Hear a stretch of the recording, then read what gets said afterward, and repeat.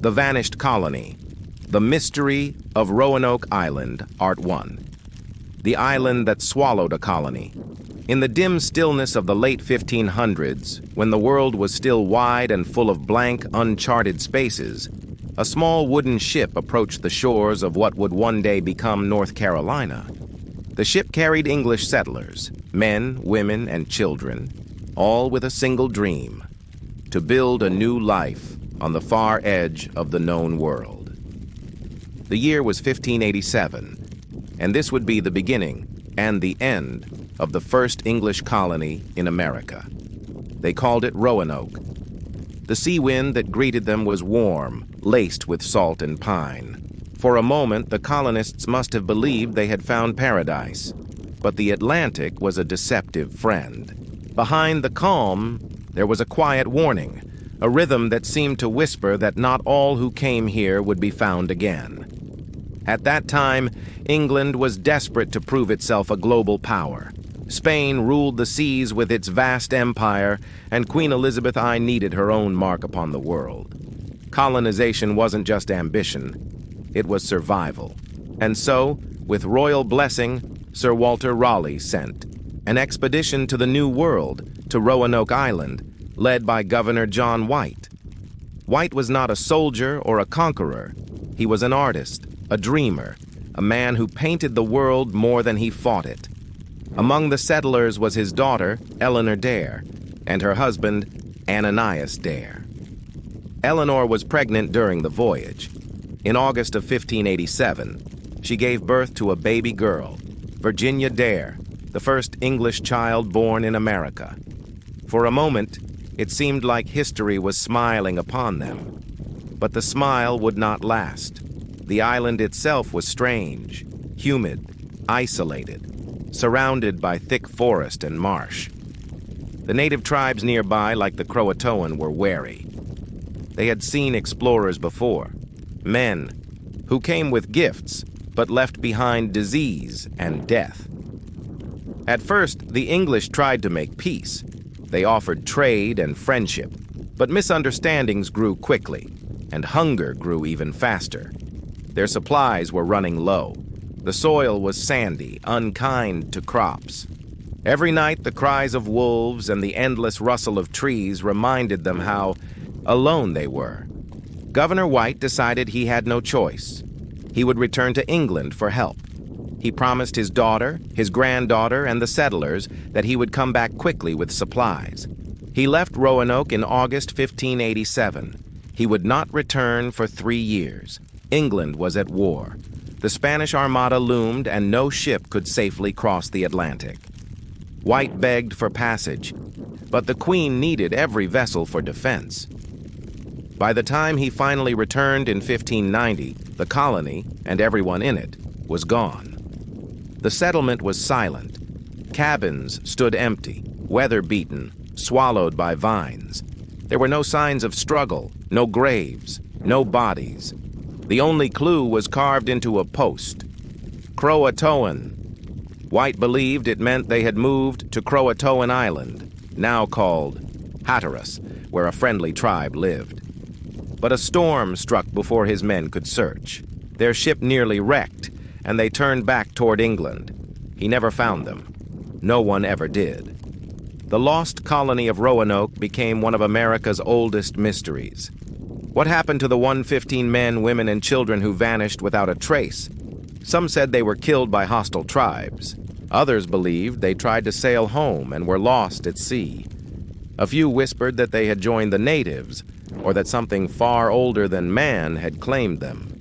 Even today, archaeologists dig along the Carolina coast, searching for fragments of that vanished life. A piece of pottery, a tool, a child's toy. But Roanoke keeps its silence. In the still air of the island, if you stand alone near the pines, you can almost hear the faint echo of waves against a long-forgotten shore, and maybe, just maybe, the whisper of a baby's cry that history could never cradle. End of Part 1. The Island That Swallowed a Colony. When John White's ship vanished over the horizon in 1590, the the winds of Roanoke fell still once more. The island, so alive with voices and laughter just 3 years earlier, now lay wrapped in a heavy, listening silence. The forest had reclaimed the paths. The palisades of the little settlement leaned inward, their wood softened by salt and rain. It was as if the land itself had swallowed its guests whole. For decades afterward, Roanoke's mystery lingered like a fog that refused to lift. England, weary from war and loss, quietly buried the story beneath new ambitions. Other colonies would rise, Jamestown, Plymouth, but Roanoke would remain a ghost, an echo from a dream that had turned into a whisper. Yet among sailors, merchants, and old explorers, the legend refused to die. They said that on quiet nights, fishermen off the Carolina coast could still see faint campfires burning in the trees, miles from any living soul. Others told of hearing soft voices drifting across the waves, speaking in a language that was neither English nor native, but something strange and blended, as though two worlds had learned to speak together. By the early 1600s, England had begun to expand again. Reports from new colonies carried faint hints, rumors really, that fair-skinned people lived among the native tribes, speaking broken English and crafting tools unlike any other. Some claimed these were the descendants of Roanoke, but evidence was always out of reach, a rumor fading just as it was about to be believed. In 1607, when Jamestown was founded, explorers there heard whispers from local tribes about another settlement to the south. A group of people who dressed strangely and spoke oddly. A Jamestown settler named William Strachey even wrote of a tribe called the Hatteras, who claimed that some of their ancestors could talk in a book, meaning they could read. It was a haunting possibility. Could the lost colonists have survived? By becoming someone else? Governor White had hoped that the carving Croatoan meant safety. If his people had indeed fled to the Hatteras tribe, perhaps they found refuge. But over time, the line between settler and native blurred, then disappeared. Generations passed, and no one could tell where one story ended and another began. The colonists' names, Dare, Harvey, Howe, were reduced to faint echoes in tribal memory. Their fate became not just history, but folklore. In London, writers and philosophers began to romanticize Roanoke's disappearance. To them, it was the price of discovery, a symbol of man's frailty before the unknown. Some said it was divine punishment for England's greed. Others, more curious, thought it was fate, that the colony had been taken by the wilderness not out of cruelty, but to be made part of a larger mystery that humanity wasn't meant to solve. Even centuries later, Roanoke remained a riddle. Every attempt to uncover its truth seemed to end in silence. In the 1800s, treasure hunters scoured the island, digging through the sand for relics. They found fragments, iron tools, pottery shards, but never enough to explain the vanishing. It was as though the past itself refused to be disturbed. If you visit Roanoke Island today, you'll find it calm and green, its air filled with the hum of cicadas and the soft roll of the tide. The modern world has laid down roads and museums, but there are still corners of the forest where time feels heavier, where the air grows quiet and the pines seem to lean a little closer together. Locals say that when the mist rolls in from the sea, it curls low along the ground, winding through the same paths the colonists once walked. And if you stand long enough, if you breathe in the stillness, you might hear the faint echo of footsteps, as though someone is still searching for home. Perhaps Roanoke's greatest secret isn't where the colonists went, but what they became. A story woven into the very soil of America, one that refuses to be found, because it never truly ended. The sea, they say, remembers. Long after human voices fade, after wood rots and sails turn to dust, the tide still carries whispers of what once was. And along the windswept coast of North Carolina, those whispers often speak of Roanoke, of a colony swallowed by silence, and of the waves that never stopped murmuring their names. By the early 1600s, the world had begun to change. Ships crossed the Atlantic more frequently now, their sails like pale ghosts against the endless horizon. But even as new colonies rose, Jamestown, Plymouth, Charleston, the story of the lost colony lingered like a haunting refrain. It was a question that clung to every sailor's tale and every explorer's dream. What happened to them? The voices of the New World. Among the first to ask that question seriously were the men of Jamestown. When the settlement was founded in 1607, some of its leaders, men like Captain John Smith and William Strachey, carried Raleigh's dream of an English empire in their hearts. And with that dream came the old ghost of Roanoke. Smith, a practical man and not easily frightened, heard strange accounts from the native tribes of Virginia.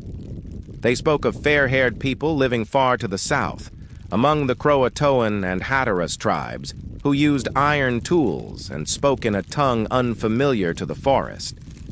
The resemblance to the Roanoke colonists was uncanny. In one letter, Strachey described a rumor that some of the English were preserved among the people of the Hatteras, and that their children spoke in a book. It was an odd phrase, to speak in a book, but many historians believe it meant reading. Could it be that some of the colonists had survived by joining the tribes, teaching their children fragments of English life and language? The possibility sent ripples through the minds of explorers. If true, it meant that Roanoke had not been lost. It had simply changed. The Searchers. In 1609, a small group from Jamestown set out on an expedition to search for the lost settlers. The journey was rough, the forests thick, the rivers winding like serpents through the swamps. Disease, insects, and hunger gnawed at the men's resolve. But the mystery of Roanoke pulled them forward. They never found the colonists. Instead, they found more questions. In one abandoned village, they discovered fragments of English tools and European pottery, evidence that outsiders had once lived or traded there. Some of the locals spoke of pale-skinned ancestors who had come from the sea generations ago. Others warned them not to look too closely, for the forest keeps what it takes.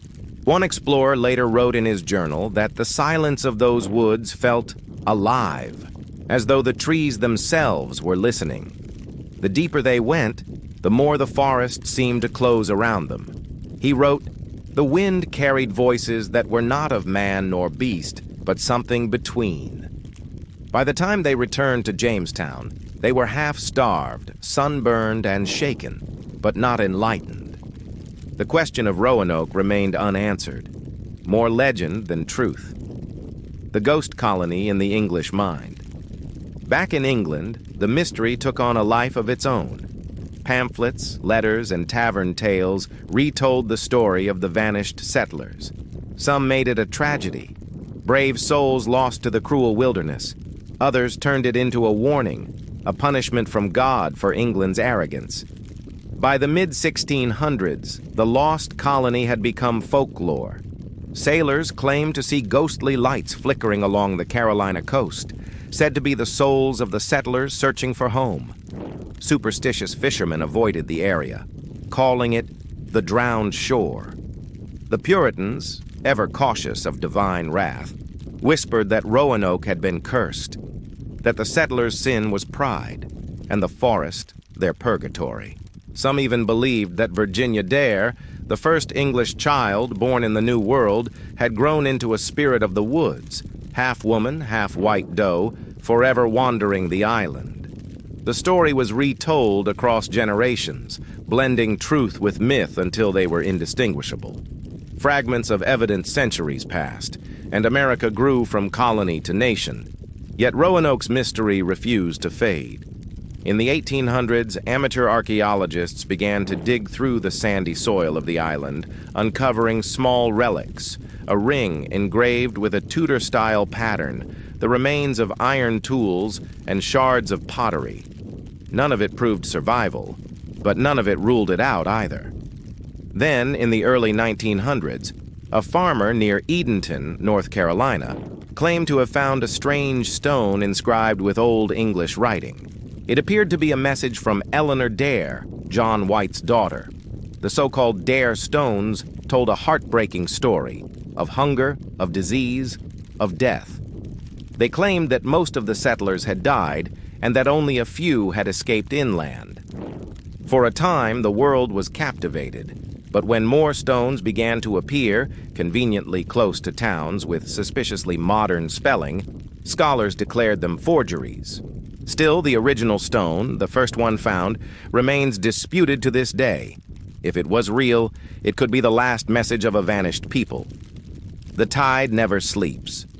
As the centuries turned, the Atlantic kept rolling against the Carolina shore as steady and indifferent as ever. Storms came and went, new towns rose. Tourists arrived to walk the beaches where the first colonists once stood, watching the horizon with hope. And yet sometimes in the early morning fog, the ocean seems to remember. The mist drifts across the dunes, curling between the pine trees that have grown where the colony once stood. The air grows still.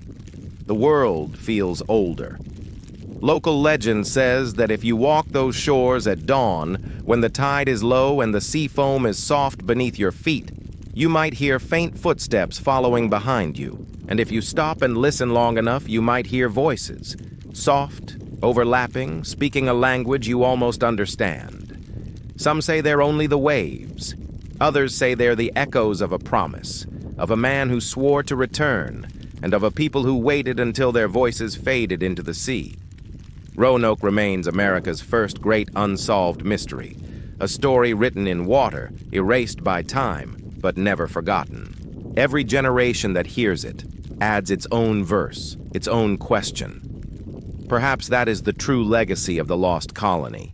Not the answers they left behind, but the silence that keeps us listening. The tide still moves. The island still stands. And somewhere, beneath the roots of the pines and the hum of the waves, the echoes of Roanoke wait. Not to be found, but to be remembered.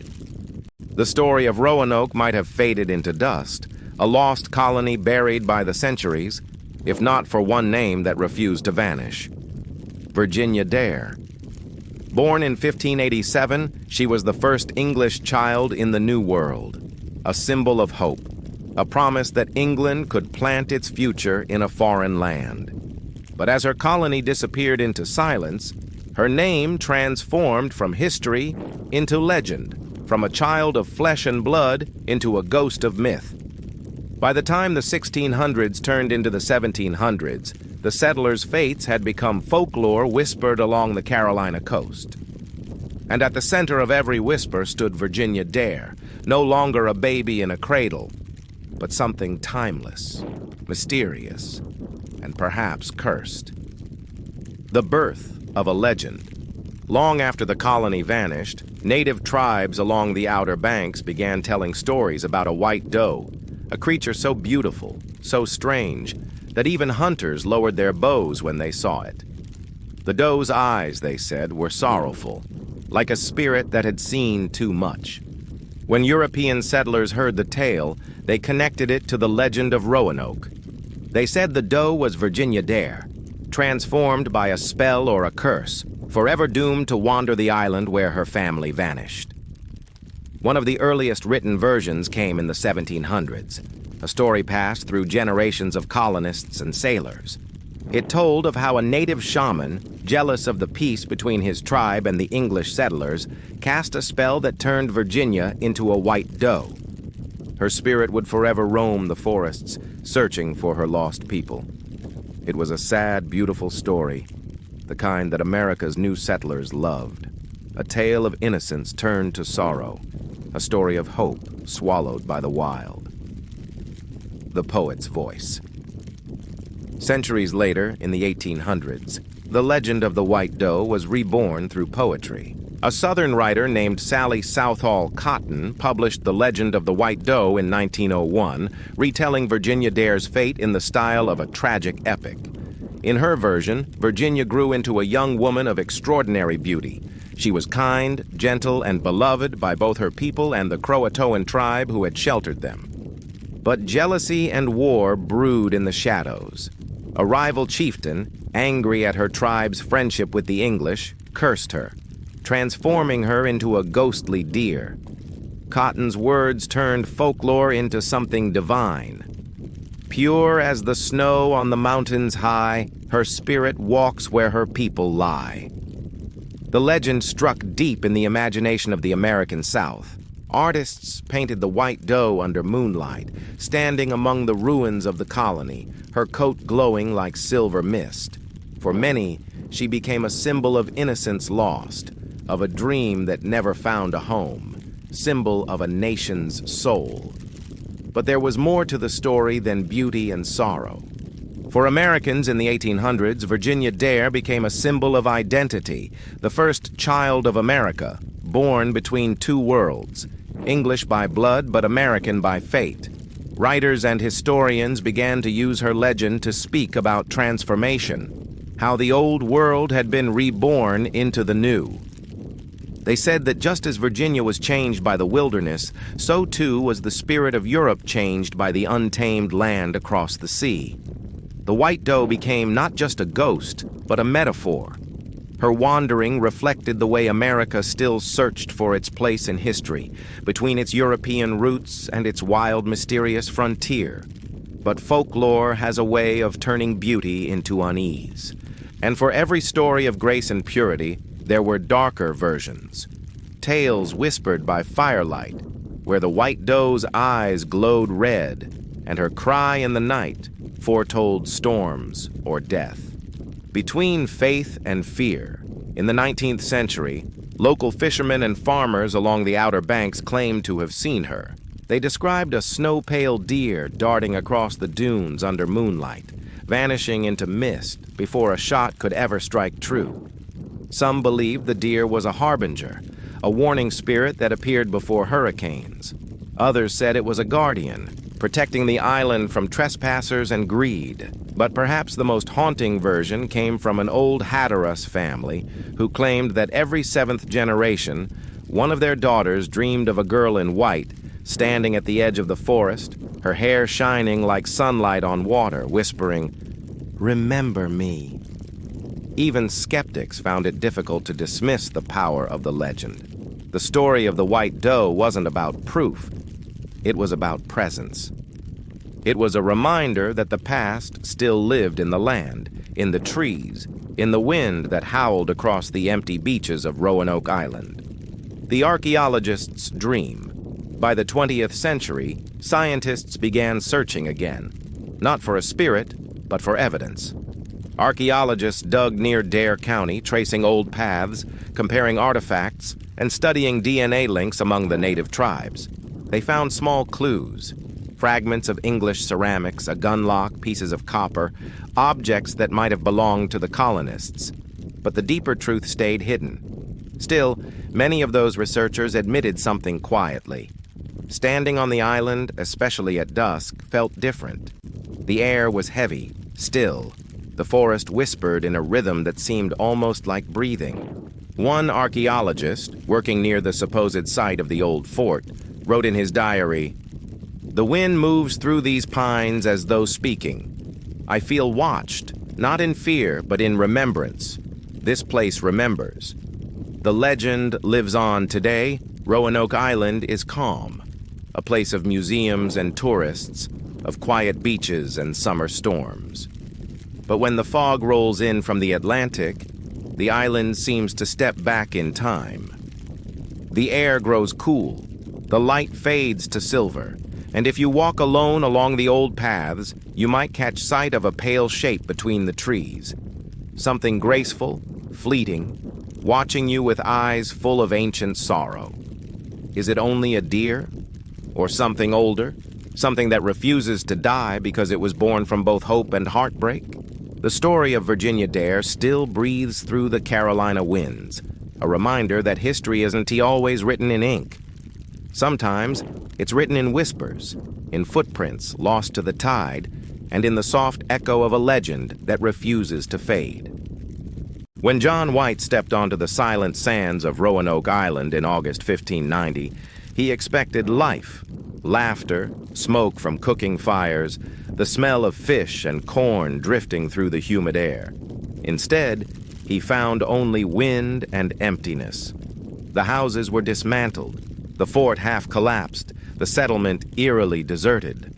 On a weathered wooden post, carved deep into the grain, was one word: Croatoan. At first it was hope. White believed his people, his daughter Eleanor, his granddaughter Virginia Dare, and the 115 settlers who had come with him had simply moved to Croatoan Island, home to a friendly native tribe 40 miles south. But storms rose, supplies ran out, and his restless crew refused to continue. White sailed back to England, never to return. He never saw them again. Over time, Croatoan became more than a clue. It became an echo. Historians debated endlessly. Had the settlers joined the Croatan tribe, tried to sail back to England, starved, been killed? None of those theories explained the word. It was as if the word itself refused to die. It began to reappear, in stories, in whispers, in strange, impossible places. By the 1800s, Croatoan had turned into a dark omen, a word that surfaced wherever people vanished. In 1849, the writer Edgar Allan Poe was found delirious on the streets of Baltimore, wearing clothes that weren't his. Some said that before he died, he whispered a single word: Croatoan. In 1880, the writer and soldier Ambrose Bierce, famous for tales of men vanishing in thin air, disappeared in Mexico. A notebook later found among his things reportedly contained the same word on its final page. In 1921, the merchant ship Carroll A. Deering ran aground off Cape Hatteras, near Roanoke. The ship was perfectly intact, food still on the table, but every crewman was gone. Rumor claimed the word Croatoan had been faintly scratched into a wooden beam. 3 stories, 3 disappearances, one ancient word tying them together. By the 20th century, Croatoan had become America's first curse word. Not profanity, but a mark of bad luck and haunting mystery. It wasn't the word's supposed power that frightened people. It was what it symbolized, the terrifying idea that an entire community could vanish. Not destroyed, not forgotten, simply gone. Perhaps that's why America couldn't let it go. The New World was meant to be a beginning, a land of discovery and freedom. But its first English colony ended in silence, with only one word left behind. The nation's first story wasn't triumph, it was disappearance. Croatoan became that wound, reopened in every age when someone or something went missing. Visitors to Roanoke often describe an uneasy stillness. On windless evenings, when the tide pulls back and the pines stand motionless, a faint rhythm hums through the air. A hollow sound, almost like breath. Some say it's only the sea. Others swear it's drumming, ancient, distant, impossible. Local fishermen tell stories passed down for generations, of flickering lights in the trees, of footprints leading into the marsh, and ending abruptly at the water's edge, of children's laughter echoing where no one lives. One park ranger once told a researcher, "It's like the ground remembers. Every gust of wind feels like someone exhaling, trying to tell you something you can't quite hear." Not everyone believes in curses, but no one who visits Roanoke walks away untouched. The silence feels personal, as though the island itself is waiting for someone to finally understand what happened. In 1937, a tourist traveling through North Carolina discovered a flat white stone carved with a message. Annie Englishman showed John White, governor of Roanoke, lost here. All gone hence unto heaven 1591. Only misery and war. Croatoan. It was signed, E.W.D. Eleanor White Dare. If genuine, it meant John White's daughter had left her father a final message, telling of disease, war, and death. Soon more stones surfaced, each adding fragments of the colonists' story. Their suffering, their final days. For a brief time, the mystery seemed solved. Then came the truth. Almost all the stones were forgeries, carved by a man hoping to sell them to museums. But the first stone, the original, remains controversial even now. Some scholars believe it's authentic, others call it coincidence. Either way, it added a new layer to the curse. Not only did people vanish, even truth disappeared, leaving confusion behind. Croatoan was not a ghostly word at all, but a real place. The island now known as Hatteras, home to the Croatan tribe.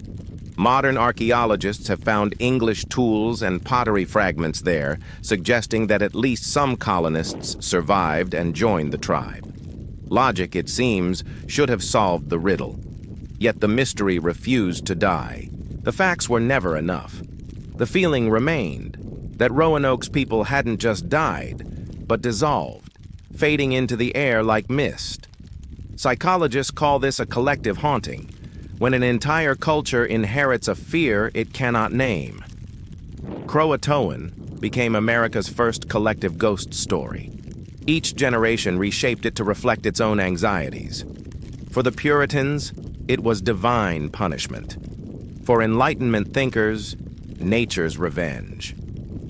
For modern Americans, it is a mirror, reflecting the fear that beneath progress and pride, something ancient and unknowable still decides who stays and who disappears. By the 21st century, Croatoan resurfaced once again, this time in the chaos of the internet. Online forums about missing persons and unsolved mysteries referenced it half-jokingly, half-afraid.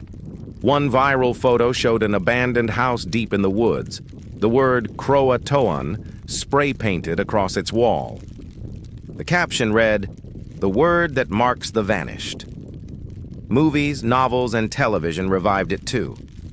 In American Horror Story, Roanoke, it was a banishment spell. In Supernatural, it became the name of a deadly virus.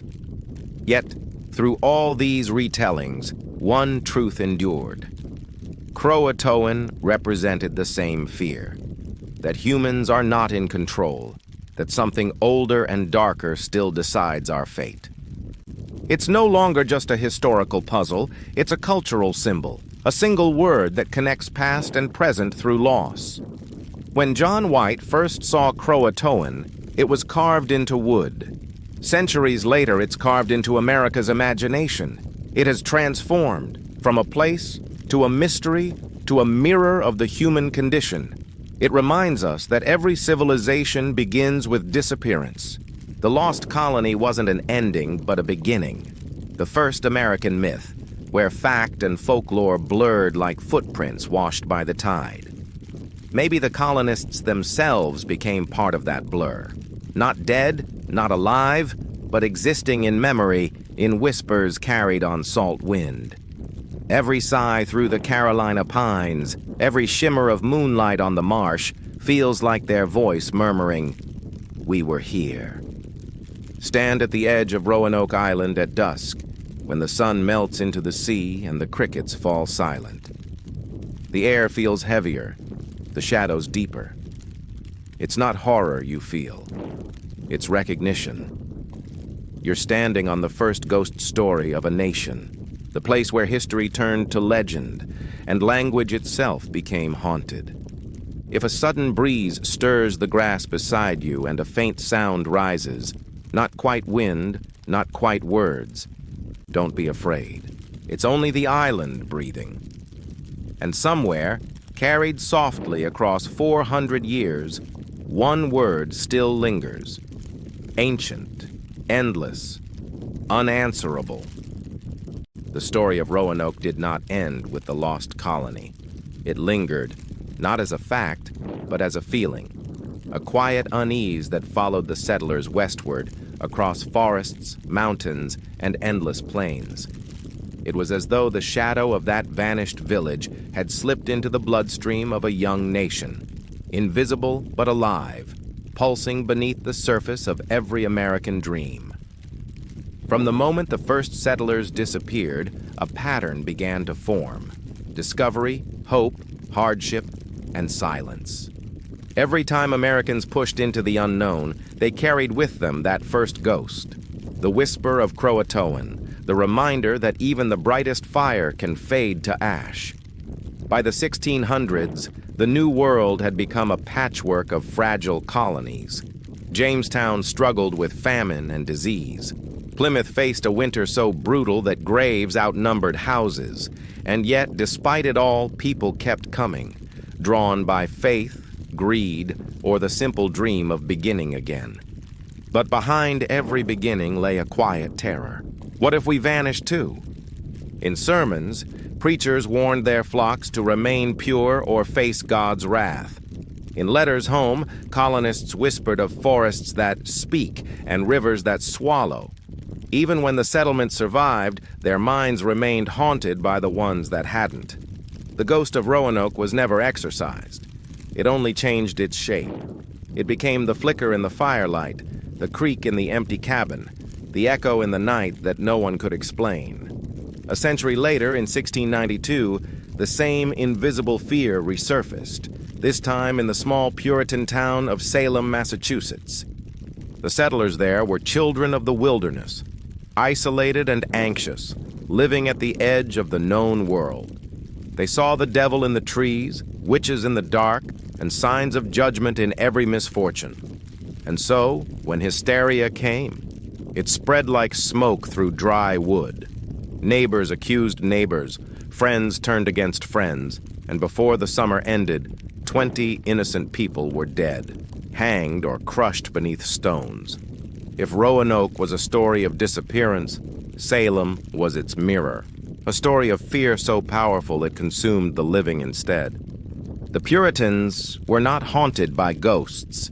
They created their own. In the emptiness of the American frontier, they filled the silence with demons of their own making. Even after the trials ended, Salem never escaped its shadow.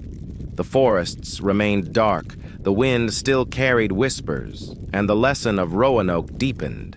When people cannot understand the unknown, they invent monsters to explain it. The American frontier was vast, too vast for the fragile hearts of those who crossed it. The wilderness promised freedom, but it also demanded sacrifice. By the 1800s, pioneers began to move west, chasing gold, land, and the idea of destiny. They built wagons, followed stars, and trusted the promise that the land would provide. But many never made it.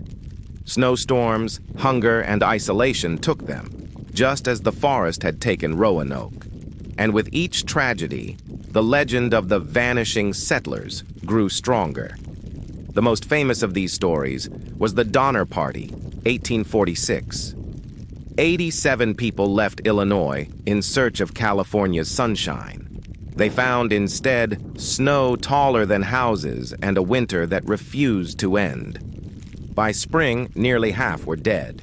The survivors spoke of terrible choices, of hunger that drove them to the unthinkable. To the public, it became another American myth, a story of courage and horror. But to those who looked deeper, it was something older. It was Roanoke, reborn in snow and blood, another colony lost to the silence of the land. The frontier rolled onward, and so did the pattern. Wherever Americans built new settlements, something ancient seemed to stir. Towns burned, mines collapsed, ships vanished along the Carolina coast. By the mid-19th century, the phrase, "the lost colony," no longer belonged just to Roanoke. It belonged to the nation itself, a country that grew faster than its soul could follow, a country that expanded into mystery, leaving traces of its own people behind in forests, deserts, and sea. When the railroad came, connecting the coasts, people believed they had finally conquered the wilderness. But even then, the land had its own memory. Tracks were laid across old burial grounds, cities rose over forgotten camps, and the ghosts moved quietly beneath the streets. If you listened closely to the rails at night, workers said, you could hear more than the hum of iron. You could hear voices in the metal, murmuring in a language no one spoke anymore. The 19th century became the age of spiritualism. seances, mediums, and table-turning parlors. It was the age when Americans tried to talk to the dead.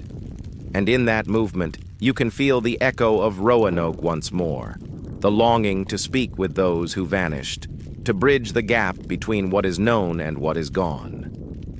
In the smoky rooms of New England homes, candles flickered, and women in black whispered to the air, "Are you there?" Sometimes the table shook. Sometimes a faint knock answered. And sometimes the answer was silence, the same silence that hung over Roanoke Island centuries before. To some, these seances were trickery. To others, they were desperate hope. But the desire was real. America wanted to believe that the vanished were still listening. By the 20th century, the wilderness was mostly tamed, but the ghosts remained. They changed forms, appearing in wars, in disasters, in cities instead of forests. Every generation had its own lost colony. In 1906, the San Francisco earthquake struck without warning, leveling the city in minutes. Thousands vanished in the fires. The survivors spoke of a strange calm that came afterward, the same hush that always follows catastrophe, when even the birds stop singing. In the 1930s, during the Dust Bowl, entire towns disappeared beneath dunes of dry soil. Farms were abandoned, churches half buried. The land turned against its people again, swallowing everything in silence. In the 1960s, as America looked toward the stars, some writers began calling space the new Roanoke. The same dream, they said, and the same danger.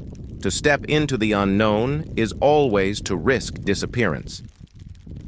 Back in North Carolina, Roanoke Island remained quiet, its forests thick with moss and mist. Archaeologists came and went, digging, cataloging, hoping. They found shards of pottery, fragments of metal, hints of English life among native artifacts, but nothing that could say, "Here they are." Each find only deepened the mystery. Tourists walk there now. Children chase fireflies where houses once stood. But at dusk, when the last boat leaves, the island changes. The air thickens. The world feels older. Some say that if you breathe deeply, you can still smell the faint trace of smoke, as though the colony is still burning somewhere in time, trapped in a dream it can't wake from. Every nation has its origin myth. For America, it is not a story of victory. It's a story of loss. It begins with a disappearance, with silence, and with a single carved word that has never stopped echoing, Croatoan. Perhaps that is why the story endures, because it reflects something deep in the American heart. The fear that every dream has a cost, that every frontier, no matter how bright, casts a shadow behind it. The land remembers. From Roanoke's forests to Salem's gallows, from Donner Pass to the ghost towns of the West, the same rhythm beats beneath it all. Discovery, hope, disappearance, again and again. It's as though America itself is the island, dreaming in smoke, remembering what it lost, whispering through the centuries. We were here. Don't forget us. Some modern historians believe the lost colony did not vanish at all, that the settlers married into the Croatoan tribe, that their descendants still live unrecognized in the Carolina bloodlines. If that's true, then perhaps the curse was never death, but transformation. Maybe the colonists didn't disappear. Maybe they became part of the land itself. Their bones became coral. Their voices became wind. Their fires became stars reflected in the waves. When storms roll across the Atlantic, lightning flashing on the horizon, sailors say the clouds form shapes, brief, human, flickering. And when thunder rolls across Roanoke Island, it sounds almost like a heartbeat. Maybe the island still dreams. Maybe it dreams of the day when the vanished return, or when the living finally understand what they became. Until then, the smoke rises, the tide falls, and the word remains. There is a kind of silence that belongs only to old forests. It's not the silence of emptiness, but of memory. 1,000 voices pressed into the air, softened by time. In the pine woods of the American coast, where the mist curls low and the ground feels damp even in summer, that silence has a weight to it. It feels as though the land is still holding on to a story it cannot quite release. Those who walk there say the pines never stop whispering. Even when the wind is still, the branches move slightly, as if stirred by something unseen. The locals say that Ces, where the voices of the first settlers linger, the ones who vanished from Roanoke, from lost towns and drowned villages, from every dream that the New World swallowed.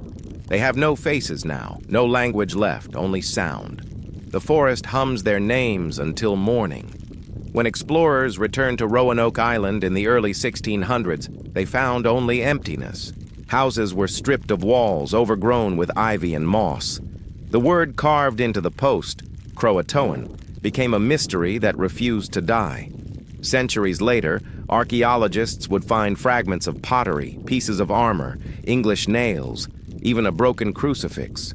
Yet no bodies, no graves, nothing that spoke of an ending.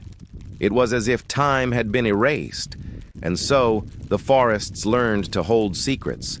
The trees kept them, the ground protected them, and the air carried them in whispers.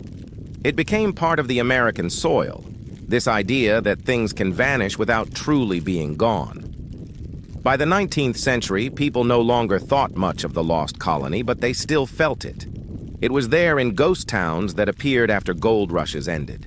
It was there in ships that disappeared off the coast, swallowed by storms. It was there in families who left for the frontier and were never heard from again. The pattern was always the same: a beginning, a promise, and then silence. As towns grew into cities, the land's memory didn't fade. It only changed its voice. The roar of factories and the hum of trains covered it for a time, but every now and then, when a town burned or a shipwreck washed ashore, that old whisper returned. People began to sense that perhaps disappearance was not a curse, but a constant, that the land itself demanded something in exchange for being built upon. Writers in the early 20th century called this the American haunting. They said every country is haunted by what it has done and what it has lost, and for America, it was both at once. The story of Roanoke was no longer about a colony. It was about a memory woven into the nation's pulse, a reminder that beneath every triumph, there is a silence waiting to rise again. In North Carolina, the people who lived closest to the old island began to notice strange things. Lights flickering across the water on moonless nights, footsteps that left no prints on the sand. Once, a fisherman claimed he saw figures on the shore, pale and silent, standing in a line as though watching something just beyond sight. When he called out, they did not move. The next morning, there were no tracks, no proof. Just the memory of movement, the feeling that the past had brushed against the present and then slipped away again. In time, the mystery of Roanoke became a kind of comfort. People told it to their children before bed, not as a horror, but as a lullaby. They didn't die, parents would say softly. They became part of the land. The waves carried that thought, soft as a breath, out into the Atlantic. It was easier to believe that the settlers still existed somewhere in the wind than to think they had simply vanished. And maybe, in a way, they did. Maybe they merged with the native tribes, learned new words, forgot their own. Maybe they built homes far inland, changed their names, and lived out quiet lives until time itself forgot them. History, after all, is full of erasures disguised as endings. The truth might be less dramatic than the myth, but myths, in their way, are truer than facts. They tell us not what happened, but what we fear might always happen again. At night, when the pines sway and the crickets sing, the island feels alive. The air hums as though tuned to some low frequency of memory. If you lie down on the grass, close your eyes, and listen long enough, you might hear something beneath the heartbeat of the earth, a soft, rhythmic tapping like tools being laid down or footsteps on wooden floors long since rotted away. You might think it's the tide. You might be right, but the sound never stops, even when the waves are still. Those who visit Roanoke today describe a strange sense of peace. The island is quiet, covered in tall oaks and pines. Birds nest where houses once stood. Wildflowers bloom over the remains of cellars. It's as though the place has forgiven everything. The fear, the hunger, the confusion. The past is not buried here. It simply breathes differently. You can feel it when the wind shifts, when dusk falls, and the air smells of salt and cedar. It feels like standing at the edge of a dream you half remember. There is an old legend told by the locals that on certain nights, if you light a lantern and set it by the shore, the fog will part, and for a moment the island will look as it once did. You might see faint outlines of cottages, hear laughter carried on the wind, the faint clang of metal on stone. It lasts only a second, and then it's gone, like a memory fading at the edge of waking. No one has ever captured it on film. Some say that because it only appears to those who listen without wanting to prove anything, to those who come not to solve the mystery, but to keep it alive. Because maybe that's the point. Maybe Roanoke's story was never meant to be solved.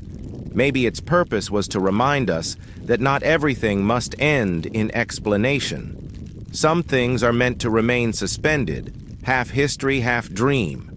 The unknown gives shape to our curiosity, and our curiosity keeps the past breathing. As centuries pass, the carved word Croatoan still stands as a question carved into time itself.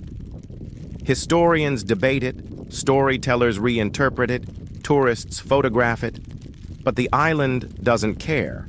It just listens. The word, after all, was never meant for us. It was a message from one world to another, carried through centuries of echo. We can read it, repeat it, even worship it, but its meaning belongs to the waves. And in the end, that is what Roanoke became. Not a failure, not a tragedy, but a reflection. The first mirror held up to a new nation. It showed America what it feared most, that even in the land of beginnings, endings come quietly, that the wilderness can take back what it gives, that the dream of a perfect world is never free from shadows. When night falls over the Carolinas, the pines hum softly, the waves wash against the shore, and the sky turns the deep blue of forgotten ink. The stars above glitter like 1,000 unrecorded names. Somewhere in that stillness, the voices of the lost rise again, not to ask for rescue, but to remind us that they were here. That they built, they hoped, they vanished, and yet they endure. The sea keeps their secret. The wind carries their song. And every pine that leans toward the water seems to whisper the same word over and over into the endless dark.